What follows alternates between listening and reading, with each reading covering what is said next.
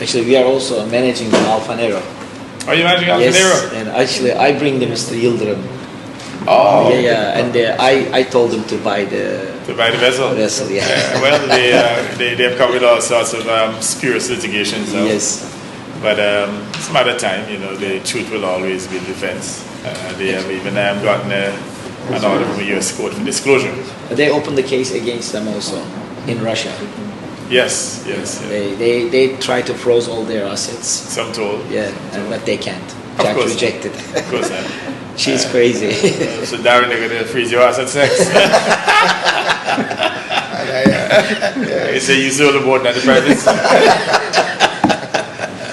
Yeah, well, it's unfortunate though that they have to resort to this kind of frivolous action, because we found ourselves in a dilemma. Here you have this abandoned vessel. We live in one of the most hostile hurricane zones, and to have that vessel there subjected to a potential hurricane. In fact, the crew had decided to abandon the ship and so on. And if it had sunken within the harbor, it would have been devastating for us, not in terms of the cleanup costs, but to remove the vessel, but also the impact on our yachting sector, which generates tens of millions of dollars annually. So we just could not take on that risk. Even the cost to maintain that vessel was enormous. I mean, we were actually burning cash maintaining it. And we took a decision that we had to sell it. We sold it. We did so in a very transparent way. In fact, we did so in conjunction with the advice and guidance of the Treasury Department of the United States, as well as the State Department. And the irony about it, I mean, having had such a transparent process, they're now making the claim, a fallacious one, of course, that $10 million is missing. Totally untrue. And what they've done is that they have now joined with our political opponents here, who over the last decade has been throwing a lot of mud at me. They are maddened by the fact that our island has done, our country for that matter, which is a twin island state, has done significantly well. We have grown the country's economy in a very robust way. Antigua and Zimbabwe is getting wealthier. So they're maddened by that kind of success. Yes. To the extent I think they're literally losing their minds. And they've now teamed up with the Alfa Nero so-called owner. We don't even accept that she owns the boat. I mean, she's just obviously trying to think. And they are now trying to tarnish the reputation of the country, tarnish my personal reputation, and even family members, innocent family members. But I guess that is par for the course. But we have no doubt that ultimately will prevail, and that all the efforts will be in vain. I told Darwin, because I brought to Mr. Yildirim. I told him to buy the boat. Right. And then, because I'm a surveyor, I cannot be involved for the financial part of the purchasing. Right. But I was on the boat when everything, bargaining and everything's going on. I told Darwin, if you need the witness, I'm the best witness you can have. I love it. It is the best witness I can have. They made a claim too that I got the Northrop commission. I don't know, who Northrop who they are. I mean, I don't know the members. And the monies were paid by Mr. Yildirim to Northrop. They took out the commission and then they sent the balance to the government. So I don't know what they're talking about.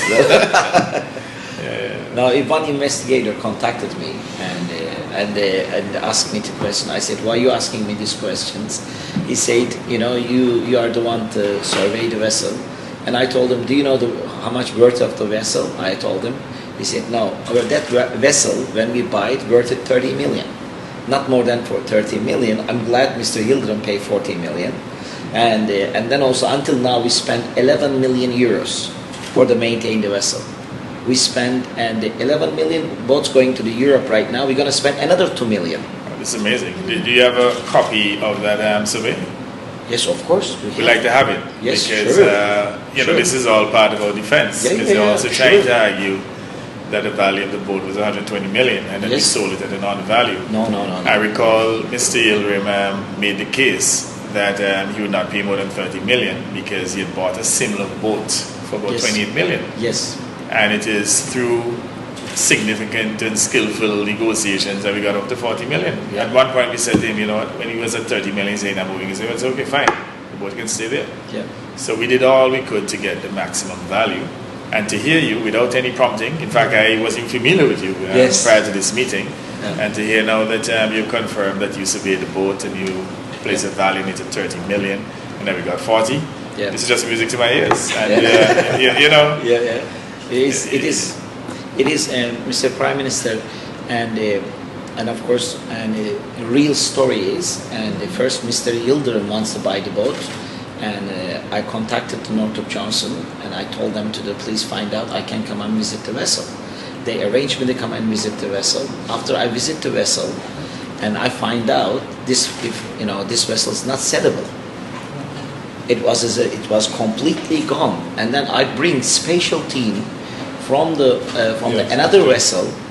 They clean the boat. Then after Mr. Yildirim seen the boat. oh, so you got it in a working condition before the buyer saw it? Yes, and then after we did the survey, our survey report indicates this boat is not worth it more than maximum 35 million euros. You know, if they maintain certain things. We need a copy of that report. Yeah.